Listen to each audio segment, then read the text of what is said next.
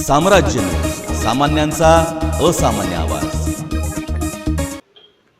सोलापुरात वाढता कोरोनाचा प्रसार रोखण्याच्या नावावर पोलिसांकडून विषाणूचा प्रसार वाढण्याचा प्रकार सध्या सुरू असल्याचे चित्र सर्रास दिसत आहे। शहरातील विविध भागात उपाययोजनांच्या नावाखाली आखत असलेल्या नाना कृत्यांमुळे कोरोनाचा प्रसार उलट वाढण्याची भीती जाणकारांकडून व्यक्त केली जात आहे। शहर पोलिसांकडून जागोजागी होत असलेल्या कारवाईच्या ठिकाणावरील गर्दीमुळे सुरक्षित अंतर या संकल्पनेचा पुरता फज्जा उडत असल्याचा अनुभव सार्वत्रिक आहे। याबाबत नागरिकांकडून संतप्त प्रतिक्रिया उमटत आहेत। हा नियम मोडणाऱ्या पोलिसांच्या कारवाईविषयी उघड नाराजी व्यक्त होत आहे। 12 एप्रिल रोजी पहिला कोरोनाबाधित रुग्ण आढळून आल्यानंतर आता 3 महिन्यात रुग्णांची संख्या 3000च्या घरात आहे।